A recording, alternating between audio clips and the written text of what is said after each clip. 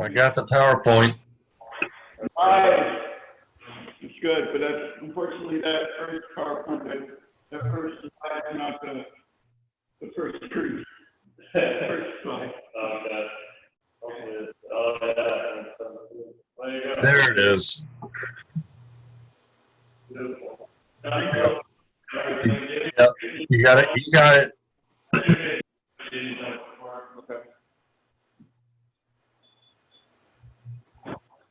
All right.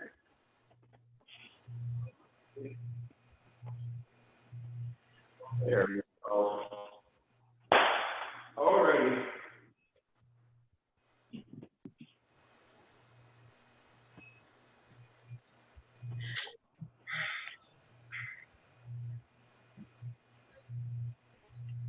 So, Johnny, you have what, 2 weeks left, maybe? Yeah. So I have 2 weeks left. And then I'll go back to Minnesota. Well, I'm sorry I won't be able to make it up there for your so-called graduation. Then you have a year left, right? No, actually, so this is my last year at not Michigan Lutheran, at Martin Luther College. So when I go back to Minnesota, I'll finish up my last year and then I'll go to seminary. So. No, I was talking to John. Oh. He has a year left, right? Yeah, he has a year left. Oh, he left the room. Okay. Well, Gordon, God's blessings on your studies at the seminary. Well, we're excited to have you.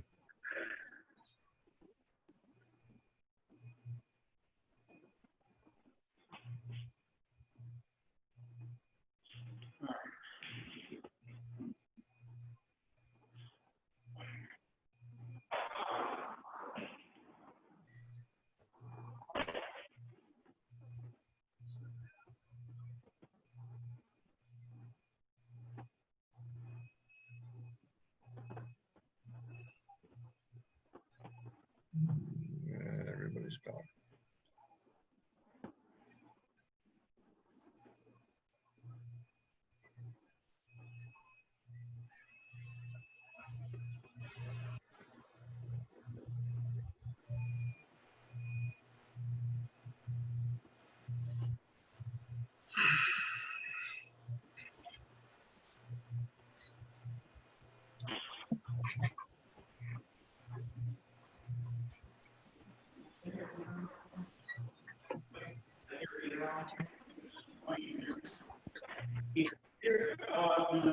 He's not on here. Are you reading the file? Yep. All right.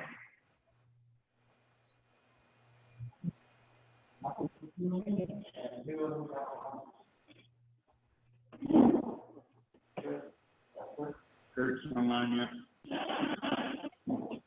How have you been? Good, how are you? Good.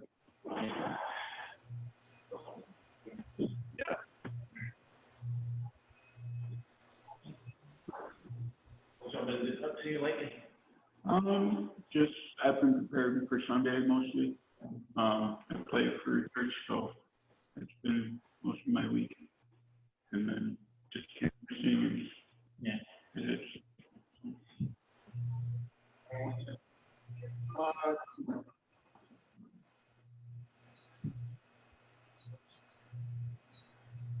Didn't get a sticker. Yeah, that's usually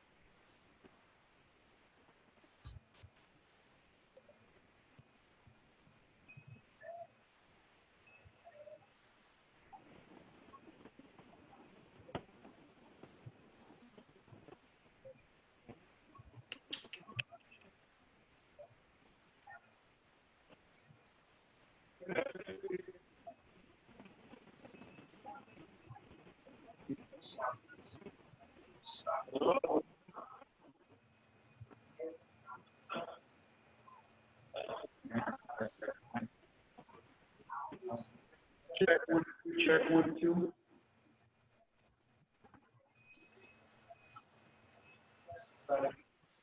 Check one, two. Hello. Can anybody hear me? Yes. All right. Just making sure. Laura, sister.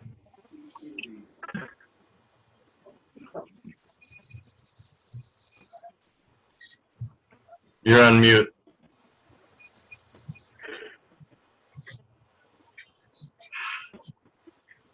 You mean me? Yes, you. I miss you. Hello, Kurt. How are you? I'm doing really well. I miss you. Yeah, it's been pretty crazy. Well, you got good stuff going on up there. And, I'm really excited for your congregation. Yep.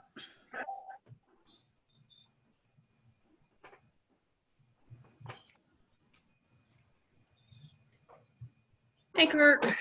Hey, Deborah. Hello, hello. Hello. Hello. Hey, sis. Woo. Hot, hot, hot. You're looking well. You too. Well, thank you. What's this I hear? You moved. We are moving. We're not moved yet. We're moving out of the condos and moving into a house. That's what Linda said. You say hello before we get started? Miss Kaylee, say hello. Hey. There's Uncle Kurt right there, waving at you. That's Miss Shelby. There's Miss Donna, Miss Deborah. Who's M&M in the middle? That's at church. That's Pastor Shelby. That's Pastor Shelby. Hi, April. Hey there. Well, hey, April. Miss Donna's still eating. See? Miss Donna's eating a piece of her birthday cake. Ah. Mm. Wait a second. Is today your birthday? No, Mm. yesterday. Oh, Yesterday I was missed her it. birthday. I'm so sorry. My birthday's That's next week. okay. That's okay. Her real friends remembered, and we told her happy birthday. Oh, right. Just put the digs in. Mhm. See, you Okay, weren't on well- Facebook, Kurt. This is for you, sweetheart. Happy birthday ma'am. to you. Happy birthday to you. I'm singing Happy happy birthday. birthday, dear Donna. Happy birthday to you. Oh, And many Hey, there you go. more. You what? What did he say? I told her she had gray hair. Oh, so does he. No, he has no hair. No, I know, there's but a he's got a difference. gray face. All Oh, right, guys, it's 10 o'clock.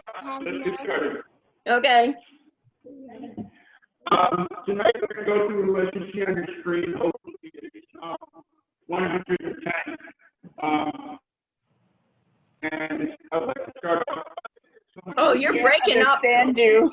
You're breaking can't up hear really you. bad, and it's echoing. Yep. Doing the best I can.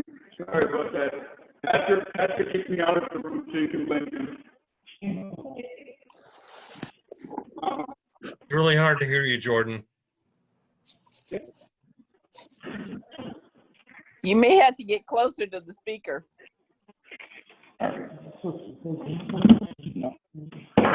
right, how about now? That's better. better. That's Better. better. Okay, we'll keep it there. So, like I said, we're gonna go through Psalm 110. So would someone volunteer to read that for me? All right, Brian. The whole thing? Yeah, the whole thing. So not responsible. Not responsible. The Lord says to my Lord, sit at my right hand until I make your enemies a footstool for your feet. The Lord will extend your mighty scepter from Zion, saying, rule in the midst of your enemies. Your troops will be willing on your day of battle, arrayed in holy splendor. Your young men will come to you like dew from the morning womb. The Lord has sworn and will not change his mind. You are a priest forever, and the word won't be fixed. The Lord is at your right hand. He will crush kings from the day of his wrath. He will judge the nations, keeping up the dead and crushing the rulers of the whole earth. He will drink from a brook along the way, and so he will lift his head high. All right, we'll pray. Jesus, my great high priest, offered his blood and died. My guilty conscience seeks no sacrifice beside. His powerful blood did once atone, and now it pleads before the throne. To Christ, my substitute, will I commit my cause. He answers and fulfills the Father's broken laws. Behold my soul at freedom set. My Jesus paid the dreadful debt. Amen. So, with this, just a little bit of background and some questions. Psalm 110 is probably one of the, obviously it was written by David, and probably one of the most familiar Psalms in the New Testament. In fact, it's quoted over about more than 30 times in the New Testament. So this is a pretty key Psalm. Jesus quotes it himself, and makes pretty bold claims about it himself too. So let's dive into it. Kind of give the first answer away, but what type of Psalm is this?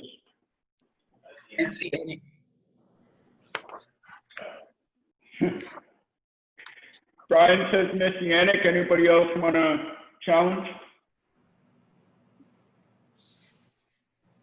Well, it's also comfort and also teaching. Right. Yeah. Yeah, I can see that. It teaches us that, you know, the Lord is good and he rules over everything, and it gives us comfort that he's ruling over things. But we definitely want to key in messianic part because this is a big psalm that refers to Jesus. And so not only, and it also refers to him as Lord, which is a big thing, big proclamation, you can say. So with that, we'll lead into the next question.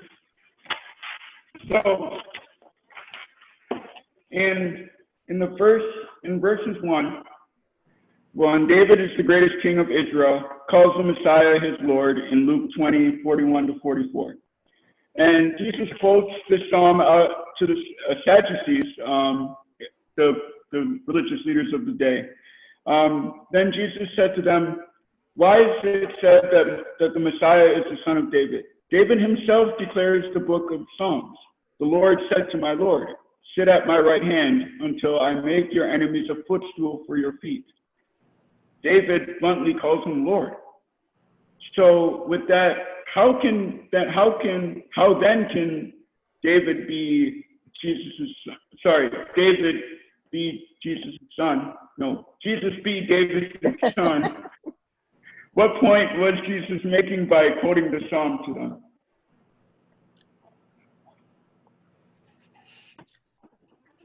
Well, in part, David was foretelling that the Messiah was coming, and that, Jesus was of the lineage of David, the house of David. Right. And, normally, a father would not call a son by a title greater than himself, but David knew that he would be the Messiah, so he does give him a much higher title than David himself as king would have. Right. You hit it right on the point there. One, Jesus is true man. And so when we say Jesus is true man, it means that, yes, he was in the line and was born flesh, and David was his great-great-great-grandfather and was a son, basically, to him. But also that Jesus is true God, that he is greater than David. He is greater than King David will ever be.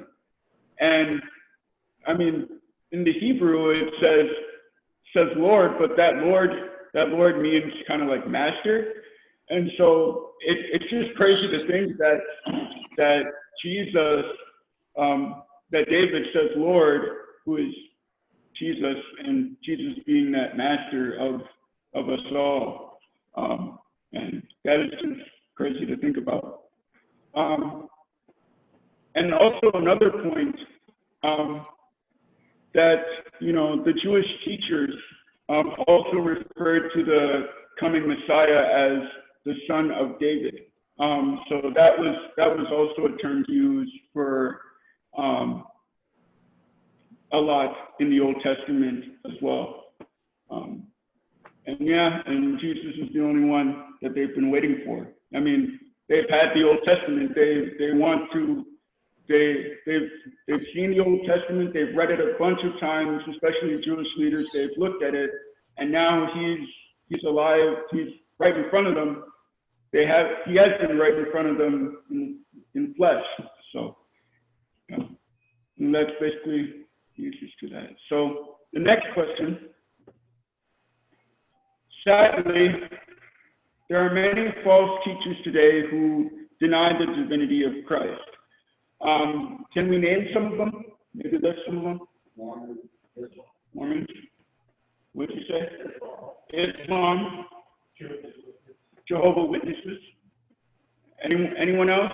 Well, there are a lot of so-called pastors and preachers within the New Apostolic Reformation and Word of Faith and all that, like T.D. Jakes and others, who deny the divinity of Christ. So a lot who call themselves Christians actually do that. They teach modalism or a number of things like that. So that's a growing problem these days. Right, so I need like modern day Christians who say, well, Jesus wasn't this or Jesus wasn't that. Yeah, those are definitely some, which leads directly into the next question. And how might we witness to people who are caught in that heresy? Oh, my internet connection is just froze. And we'll wait.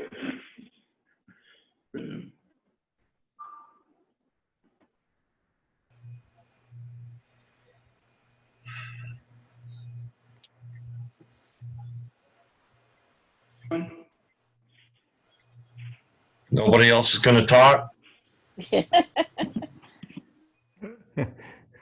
One of the ways you can approach those people is asking them whom they believe Jesus to be, and get the conversation started. And then you can then take it from there depending on what their answer is. For example, a Mormon would say that he's the first creation of God. And the Jehovah Witness would say he's a God, but he is not the God. And what you can do then is then you can say, but I believe, and then you can show them the scriptures that would point out that he is true God and true man in one person. And Pastor Shupi, you send them to the cross, don't you? Right. Always. You know, the whole thing, and that's what separates us from those religions is, and those false teachers, is it's all about Jesus. And if he's not central, okay, and if he's not Lord and Savior, okay, they've got a real issue. Well, if he's not Lord and Savior, we have no hope. Yeah. And then another way you could follow up with them is, where do you think you're going when you die? And the next step you can go with that is then how do you, and if they would say heaven or some other term for heaven, what do you think are your credentials for getting into heaven? And then all those others are going to have to point to works. Mm-hmm. And we're saved by grace alone. They're never good enough, are they? No.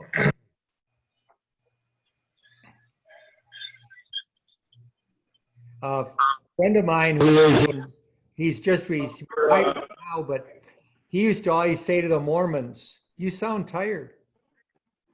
And they'd say, "Well, what do you mean by that?" It must be pretty tiring to try and live a perfect life. Well, they are tired because that's their whole religion. Yeah. I have to do it. I have to do it. And they don't get that Jesus did it.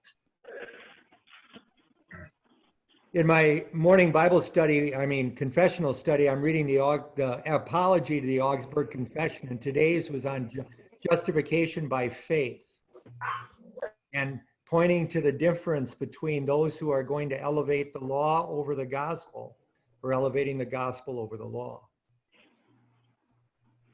And pertinent points, even though it was written that long ago, it's still being debated today. And we have to ask why. Because it's all right there. Yeah. Yeah, what we're teaching is nothing new. Sorry. The Bible It's all is, right there. yeah.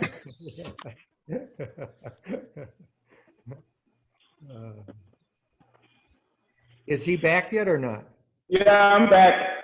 Okay. We're back. We had technical I was just difficulties. filling in. Yeah, I appreciate it. So yeah, Pastor Shupi hit it right on the nail there to point him to the Word, and I listed a couple references there that that talk about Jesus Christ and the person He is, and it just says how Revelation says how He is the first and the last, and Romans says John 14:6 says, I am the resurrection and the life, the way, the truth, and the life, sorry. John 11 says, I'm the resurrection and the life. And then Romans, talking about how God presented himself as a sacrifice, and how he had to go through that sacrifice in order to be who he is. And then Ephesians 1:7, where it says how God who redeems us by his blood, and just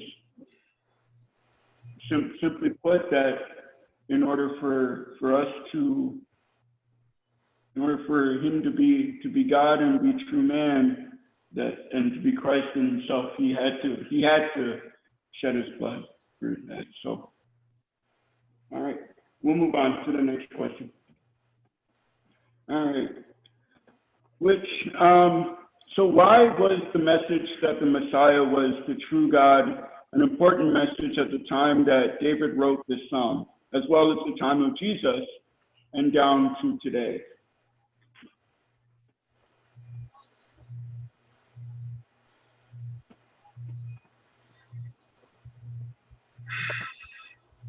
Well, there's a lot in that question, Jordan. Yeah. Oh, yeah. Why was it important? Yeah. Why was the message that the Messiah was the true God an important message at the time of David and at the time of Jesus and down to today? So let's just talk about David for a second. What made it important for David and his people? They had to understand that the Messiah was going to be the person that saved them, just like we understand that Jesus is the one that saved us. We all believe in the same God, the same Savior. It had to go all through history. Right, Donna. That's a great answer. I always say that I'm thankful for. Actually, sorry, a professor said that he's thankful that we have hindsight of knowing that we're saved. And I mean, sometimes I feel bad for David because, he had to wait so long, but yet he prophesies through the Holy Spirit this great message about the Lord will sit at the right hand of the Lord, which is just amazing, and a very important message that we grasp and that Jesus came to fulfill. And so, anything you want to say, Brian? I was going to say, it's important that Jesus was true God. I mean, he had to pay for the sins of the whole world. And if he was really a man who lived a great life, then whose sins really could he pay for? Right. But it had to be true God. Right. Brian said that, it's very important because he had to be true God in order to pay for our sins. And if he wasn't the true God, if he was just a moral teacher, then where's our saving come from? I think of the Great Resurrection chapter? Correct me if I'm wrong, Pastor Shupi, but the Great Resurrection chapter where it says, if Christ never was raised, our sins are still futile. And so it's just really important. And unfortunately, some of the Jews did not believe, but it's just really, really important that he came and he died and he was true God and true man. And David really expresses this in this song. I think, Jordan, where you're going is if he has not risen from the dead, then our faith is in vain. Yep. That's exactly the passage. Thank you. And I think the answer to this question is in verses 5 through 7. Oh, yeah.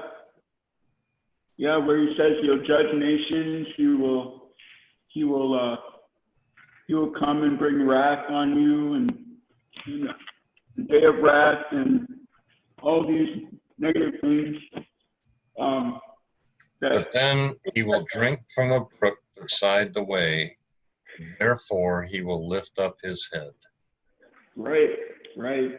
And that's the victory of it all, that Jesus is victorious, and that he has come to conquer his enemies and rule, even though things seem so bad. And so another little way to put it is that if people don't know God, they're really dishonoring God and, cutting themselves off from him. And how dangerous is that? I was just canvassing the other day, actually today, and just witnessing, saying, hey, I'm from Abiding Grace, and seeing people saying, no, I'm okay, when knowing full well that, their sins, they're stuck, but you still trying to reach out, and that's the ultimate, that's really sad, but yeah. All right. We'll move on to the next question. All right. In ancient times, it is custom for the victor to place his foot on the enemy to symbolize the complete defeat of the enemy. Verse 1 says that God will make our enemies a footstool. So when do you think this prophecy was fulfilled? The resurrection. Resurrection, Easter. Anyone else? Could also be the descent into hell, where Christ Yes, declared Pastor. victory. Yes, that's a great point. Yes, Um, because that's when Jesus proclaimed victory over Satan. Yeah. I won, you lost. Sorry, did you say something? Sorry, I didn't catch I it. was, but that's okay. I got it. You got it. All right. So yeah, it's simply put, when Jesus died and rose and from the dead, and when he defeated Satan, sin, and hell. And so the fulfillment will definitely come when he comes on the last day, and we see trumpets, and when we who are left will be caught up with him, and be with him, and bodies will be raised and everything. So definitely fulfilled when he died and rose, but it will also come to be consummated when the last day comes. So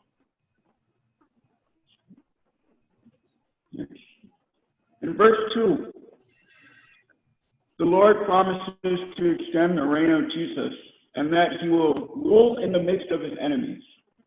So how is Jesus doing that today?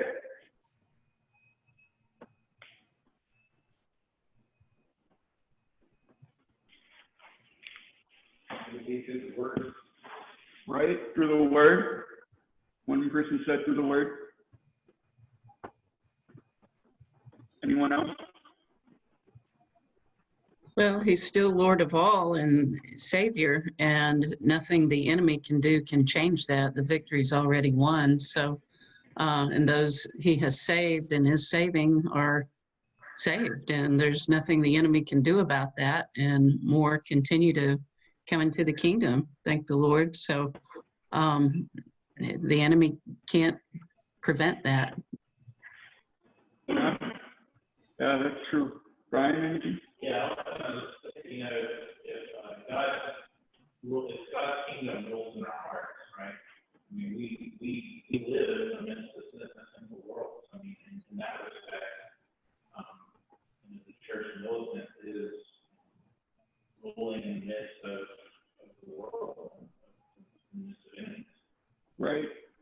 Right. I mean, we look at the world around us, and we think that, how can Jesus be ruling? I mean, we look at the coronavirus, we look at all the negative lawlessness that's happening around, and we say, Jesus really can't be at the right hand, but yet he is. And, he rules over all things. He clearly says that. He says, no matter how bad this world is, I'm ruling over it. I'm still going to work the gospel in people's hearts as he's worked it in your hearts as well. And how does he do that? Sometimes by tragedy, sometimes or sometimes just by, you know, people reading his word because of the tragedy or something like that. As long as the word is preached, there will be people coming to faith. And that is an extreme comfort we have, despite all the bad things that happen in this world. And let's not forget, Jesus is omnipresent. Right. He is sitting, you know what? He's sitting in this chair right here. Yes. Yes, he's sitting with us as we study. And as we look at his word and see that he rules over all things. And that is just an awesome comfort that we have. And then also too, just knowing that he's with us when we share the word too. And when we go out and say, hey, you know, maybe you can try out our church if someone's hurting, or maybe you can read this book of the Bible, maybe that'll help, or read this passage. This always helped me. So, you know, that's always a comfort, that even though the world seems like, you know, our enemies are winning, God's still ruling. Christ is still ruling. He'll rule till the end of time, which is an awesome comfort. Which segues into my next question of how does this passage disprove the false teaching of millennialism, which those teachers teach that Jesus will come back for a certain day period and reign with them on the earth. And they say it's about 1,000 years. So how does this passage disprove that? Oh, here we go again.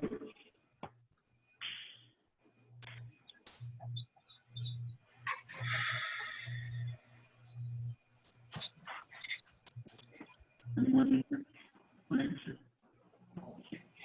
I would say it's true that by omission. I mean, there's a mention of a ruling, and then where the stops and then picks back up later.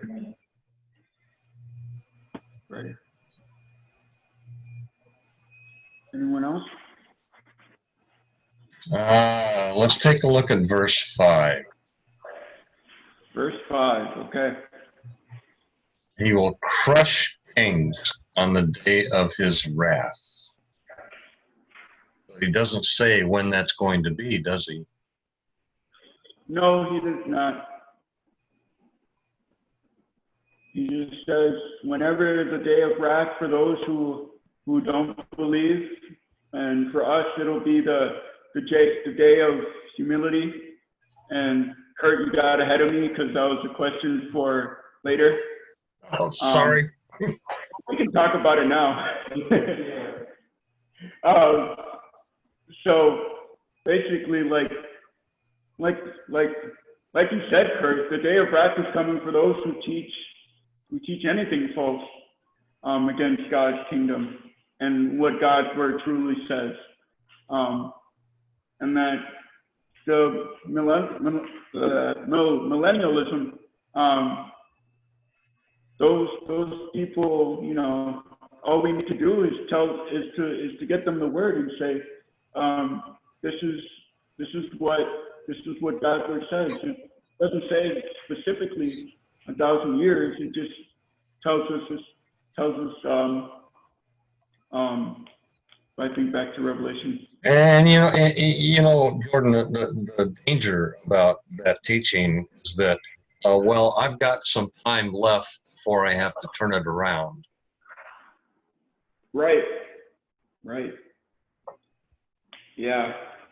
It's definitely like that. Like they really want you to like live in a lifestyle where it's like, oh yeah, I can do this, I can do that, and then later come back to Christ because I won't have anything to live for anymore, but that's not the case. Christ wants us to turn to him whenever we sin and whenever we err and leave his way.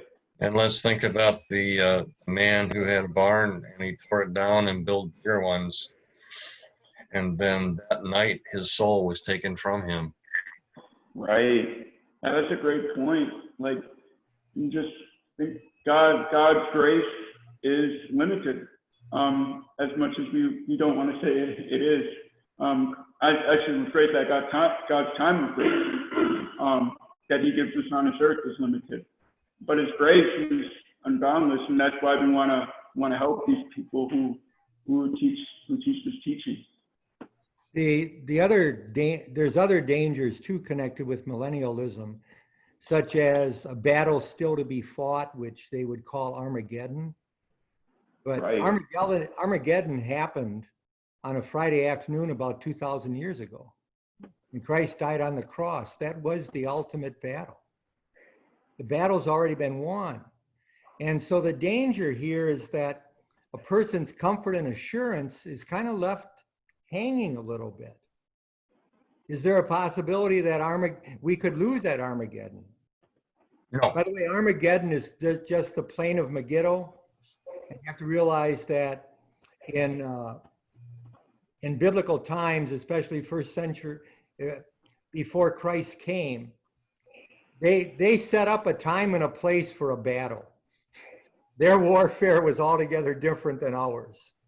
For example, there was a season for having war, and you never had a war in the wintertime, just too cold. So you waited till spring came, and then you can go to war. But the plains of Megiddo was a common place for battles to be held in Old Testament times. And so Armageddon is already taken care of. The other danger is that Kurt alluded to too, is this second chance thing, that we're going to have a second chance. The book of Hebrews says it's appointed once for man to die, and when he dies, that's judgment day for him. And he stands before the judge, doesn't he, Pastor? Yep. And so you got to be careful with millennialism, because there's a lot of things that it can do to harm a person's faith, especially their confidence in Christ. So it's not just a weird teaching, it's a dangerous teaching. Right. Well, thank you, Pastor Supi. That definitely covers the answer right there. Yeah, just basically, he would rule in the midst of his enemies. He's ruling now, and he will rule forever. And like I said earlier, Jesus rules right now, even when it's surrounded by evil, and everything that Pastor Sufi said. Number 9, verse 2 and 3 speak of two different groups Jesus would rule over: his enemies and the troops, which are believers.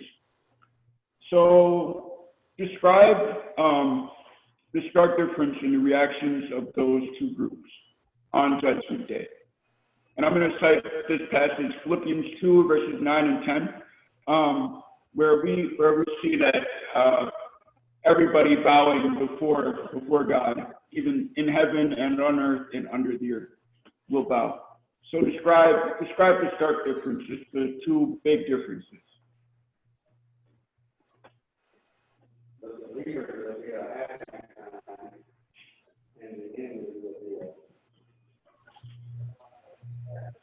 Right. What's that? Greg said that believers will be a happy time, and for unbelievers it'll be a sad time. Anybody else want to describe it too? Just refers to different words. I was thinking the enemies will be, basically bowing a knee in, admitting defeat, basically, and acceptance that they were wrong and this is it, the jig is up. And the believers, Christians, will be out of humility and joy and acknowledgement that, and joyfulness, and proclaiming yet again that, he is our master, Lord, Savior, everything. So it's one action that means two pretty much opposite things, whether it's just admitting defeat or proclaiming victory again. Right, April. The second part of verse 3 says, arrayed in holy majesty, from the womb of the dawn, you will receive the dew of your youth. And that's for us believers. Yeah, that's correct. That you will receive everything that God has promised in His Word, because simply that Christ died for us, and we believe it. But it's just insane that the unbelievers of this world will say, "I don't need Jesus." We'll have to bow before the one true God in fear. Like, could you imagine for a second? Imagine a scenario of you bowing in fear of your boss, who will test you away from whatever job you're doing or something like that. This fear will be far greater because this is dealing with eternal consequences. We're talking about total separation from God. And rather, we get to bow down in humility and awe and reverence because we simply have Christ as our Savior. And we simply trust that He is going to come again, trust that He will raise us up on the last day, and trust in His everlasting promise that is heaven, which is an awesome thing to rely on. I have a question. Yes, go ahead. And this is on the enemy side. Okay, we're saying they will tremble in fear. But if you are a true enemy of something, would not some of them really still not necessarily be fearful? I mean, the arrogance of an enemy. I mean, they could see that this is something more powerful than them, but they would still not, quote, believe it. And I guess when I think of fear, you can be afraid of something, but you can still be arrogant enough to say, well, this is not, I can disbelieve what I'm seeing. I guess that's where I'm headed. What verse are you looking at, Deborah? Verse 2. That's a great question, Deborah.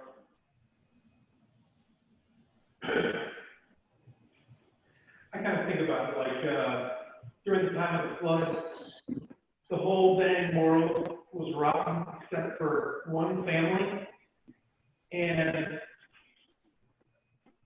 they had years and years and years of warning, and then it started to rain, flood, and I think eventually, probably as they were drowning or panicking or standing on their roofs or something, it occurred to them, whoops, I made a mistake. And on the last day, maybe, because I can see your point, Deborah, that they're so obstinate, hard-headed, hard-hearted, that they may not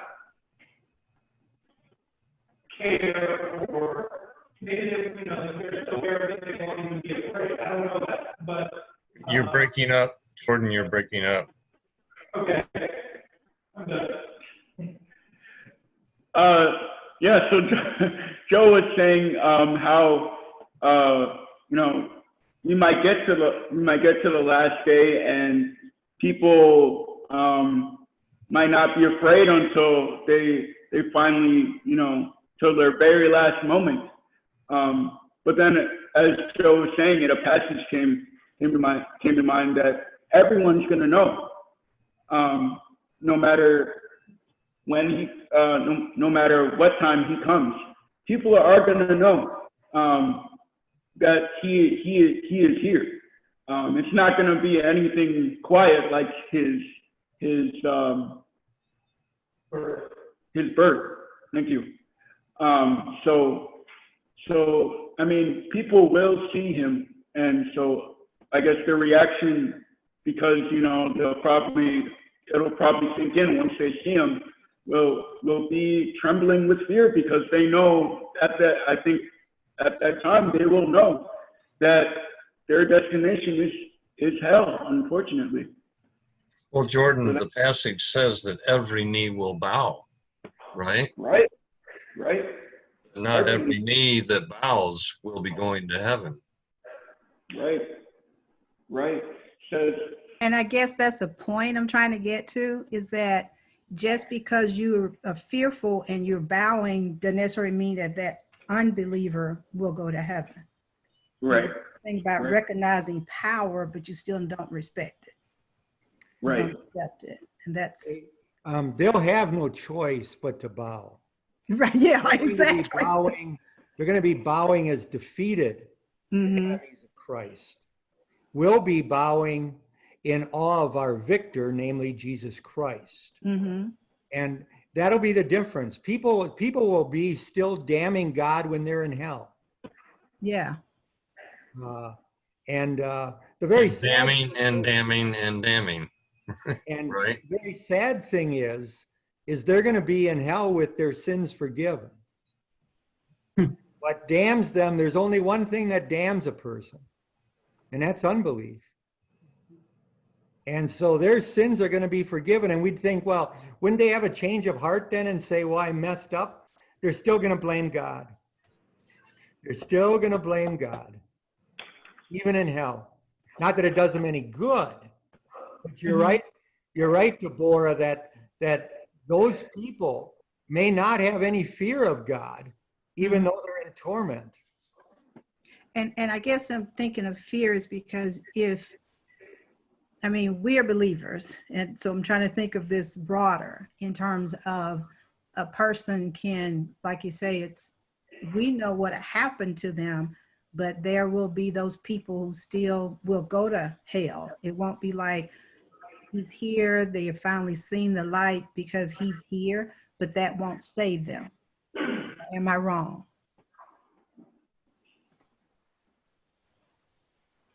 No, you're not wrong in that. I think of Voltaire, the French philosopher who was an atheist. Mm-hmm. When he was dying, he said, I hear this, that Christians always die with a smile on their face. Well, I'm dying. I'm not a Christian. I don't believe in God. And I'm dying with a smile on my face. And so he smiled and he died. He's still going to hell. And he's not going to be smiling there.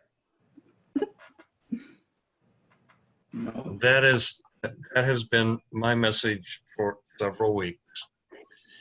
We have to plant the seeds, right? Yeah, I agree. As sad as it is, Kurt, I didn't understand what you said. We have to plant the seeds. Oh, plant the seed. Got you. Yeah. I thought I heard panacea.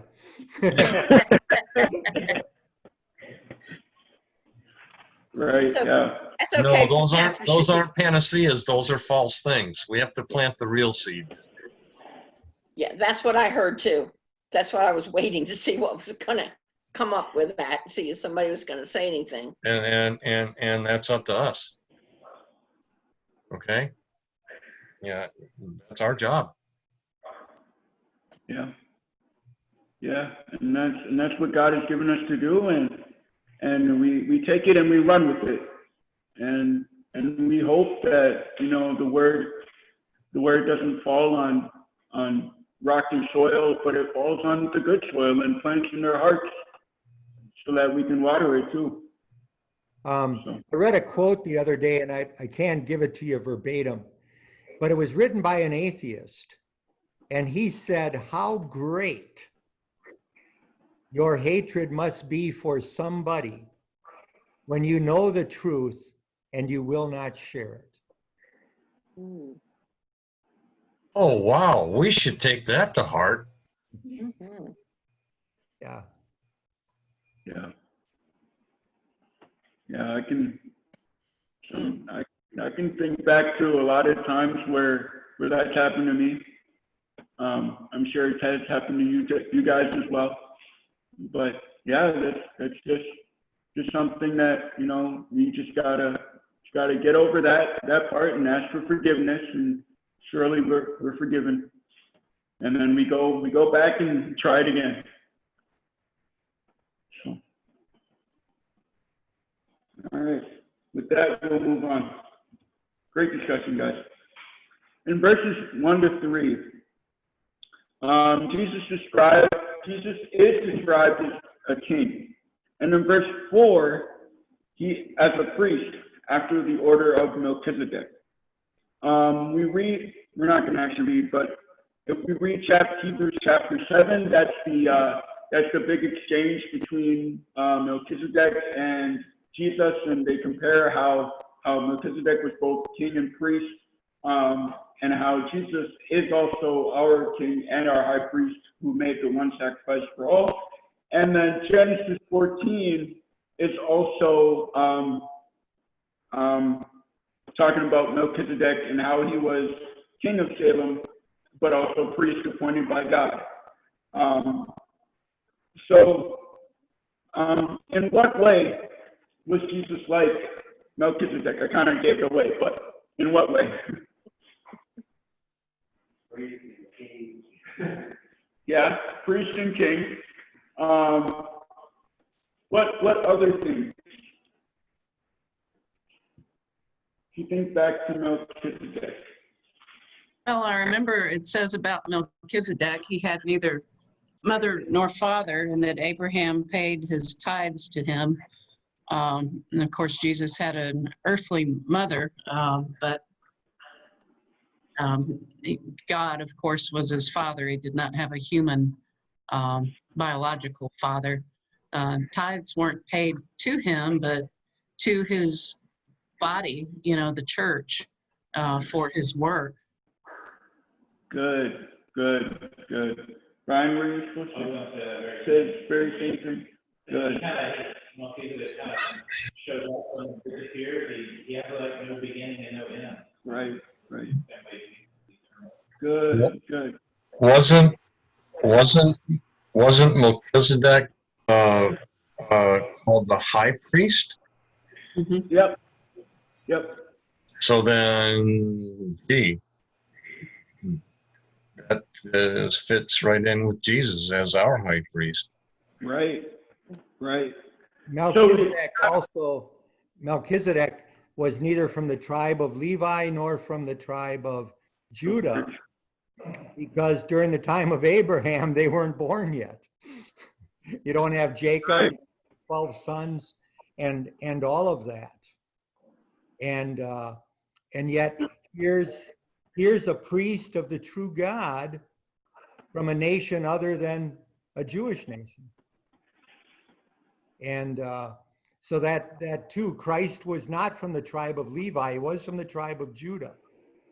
But nowhere in the Old Testament except for Melchizedek has a king ever been a priest, or a priest ever been made a king. It just did not happen. That's why Jesus must be a unique priest and king. And one more thing, we talked about the one sacrifice for all. Think back to the Old Testament, where basically once Israel, sinned, they had to make a peace offering or a sacrifice to make atonement with God. All those sacrifices go out the window now, because Jesus came and died for all of us. And so with that, we don't have to worry about, sacrificing a bull, although that would kind of be fun, but we don't have to worry about that. Because there's a Lenten hymn that sounds kind of gory, but it starts off the first line, not all the blood of beasts on Jewish altars slain could for one sin atone. Right.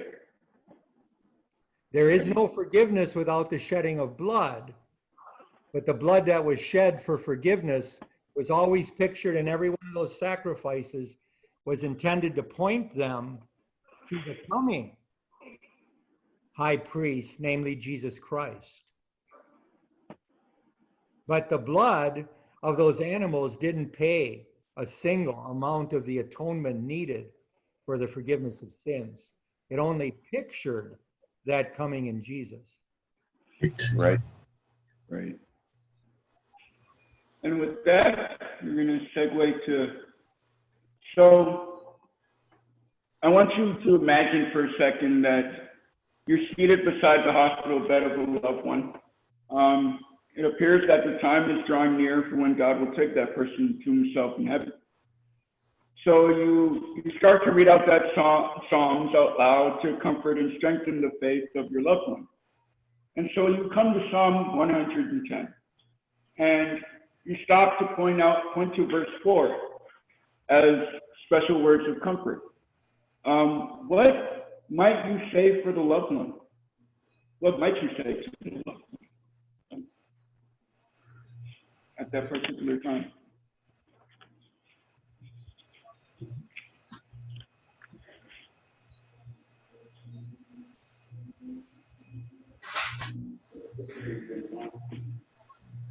Greg says the victories, point out the victory part.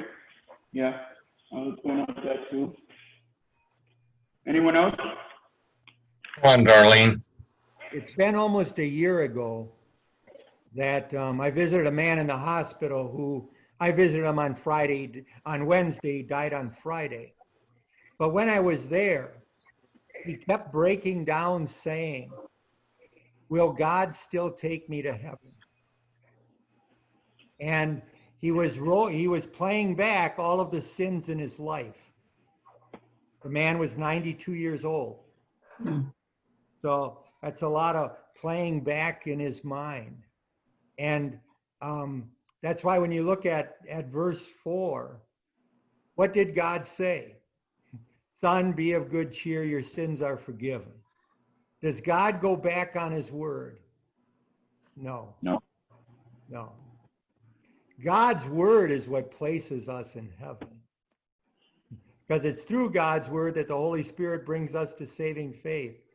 But even with a strong, mature Christian like he was, the devil is still there. The devil still wants to, is there any possible doubt in your mind? And I remember when my mother, took her to one of her cancer treatments, and she was already terminal by then. And I didn't start the car up right away in the parking lot. And she said, "What's the matter?" And I said, "I got to ask you this question, Mom, not because I doubt it, but I know in the future I'm going to need to remind myself." And I said, "You're going to die, and you're going to die soon. Do you know where you're going?" And then she touched my hand, called me by my middle name, as she always did, Patrick, and said, and then she quoted John 14, 1-3. "In my Father's house are many mansions." Okay. And I still get teared up when I think of not only that event, but also those verses. She held on to that faith. And her faith was in the word, not in what she had done, but in the word. So yeah, this is a tremendously comforting passage. I may constantly change, my God does not change. He says that in the first sentence of verse 4, doesn't he, Pastor?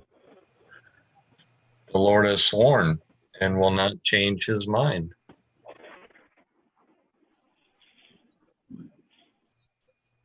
Right. Three times in the Bible, specifically, it says that God has sworn. In 3 other places. Genesis 22, verses 16 and 18.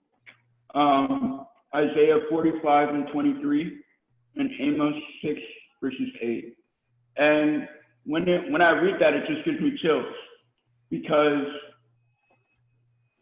what more can we ask for when God, gives us his promise and we know that's going to be fulfilled?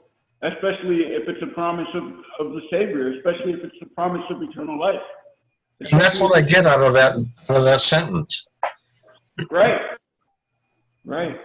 In the book of Hebrews, and I was just studying that section. It talks about the fact that by whom is God going to swear? I tell you the truth, the whole truth, nothing but the truth, so help me God. And finally, that's what God has to do, because there is no one who is greater than God. Right. So that's why when he took that oath, he took it in his name. And God does not go back on his word. Another story from the Old Testament is when the children of Israel were in the wilderness for those 40 years, God got fed up with them. And he said to Moses, step aside. I'm going to destroy this whole nation. And I'm going to raise up a new nation from you and your children. And I'm sure there were times where Moses would have said, go ahead, but not that time. He tells God that he cannot do it. And Moses knew God. He said, if you do it, you will be a liar. Because he had promised to take them to the promised land. To the promised land. Wow, what faith on Moses's part. First of all, to challenge God, and then to use God's own words. Right. And yet, what it is simply when God speaks, it's done. It's interesting in the Old Testament, in the Hebrew language, when you read the prophecies that it says in this day, this will happen, this will happen, this will happen. In the Hebrew, it's really in the past tense, known as the perfect tense. Why? Because it's already been done. In God's mind, it's already done, isn't it? Right. And that's just a beautiful thing when you read the Old Testament, especially in Isaiah, where you've got all those promises, Isaiah 40 to 66. And it says, I will, I will, I will. Just substitute it as you read it. I did, I did, I did, I did. Then in the Isaiah passages, there's a lot of he was. Yeah. Yeah, that's true. Well, I would love to discuss more, but we're running short for time, so I have to mosey on. So first, well, we already kind of discussed this, but for grounding points, verses 5 to 7 picture the victorious battle Jesus will fight and has already fought. When is that day of wrath? Or what is that day of wrath? His return. Yes, great. You get 5 extra bonus points. Yay! Way to go, April. I don't think that question is worded right. Yeah, no. There's not a victorious battle on Judgment Day. Right. No. Victorious battle was on Good Friday. Yeah, I just realized that when And that's not your fault. That's read it over again. Michael's fault. Right. All right. I think it's really meaning he has already fought this battle. What is that day? And we all know that it's Judgment Day. So maybe Jordan, that question would be, how do we celebrate the victorious battle on Judgment Day? In humility and awe is how we celebrate that. And then On a knee. I'm going to skip one question, but I want you to, before we hit the conclusion and close, I want one person to pick out a thought from the song that highlights the truth that Jesus is exactly the kind of Savior we need. Just one person.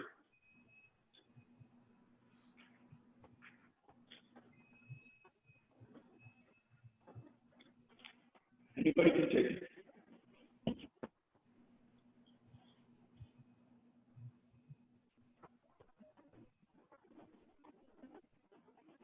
You are a priest forever after the order of Melchizedek.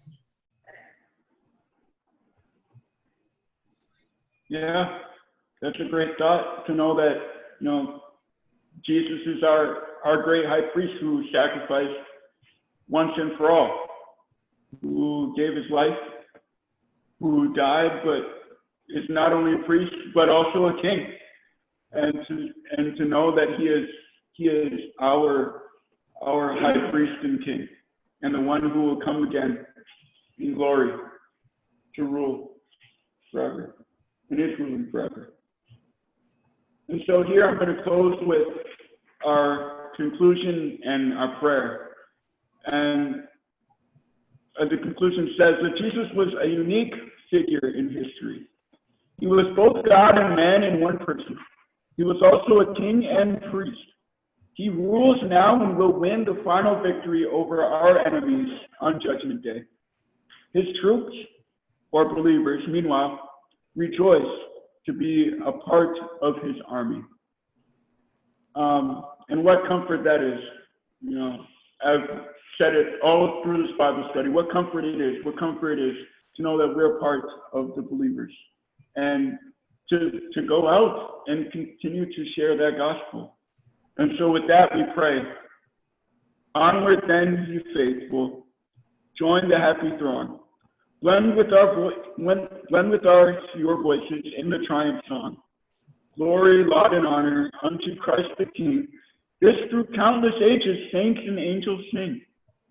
Onward, Christian soldiers, marching as to war, with the cross of Jesus going on before. Amen. Amen. Wait a second. I just got a shirt today. I have to show it to you.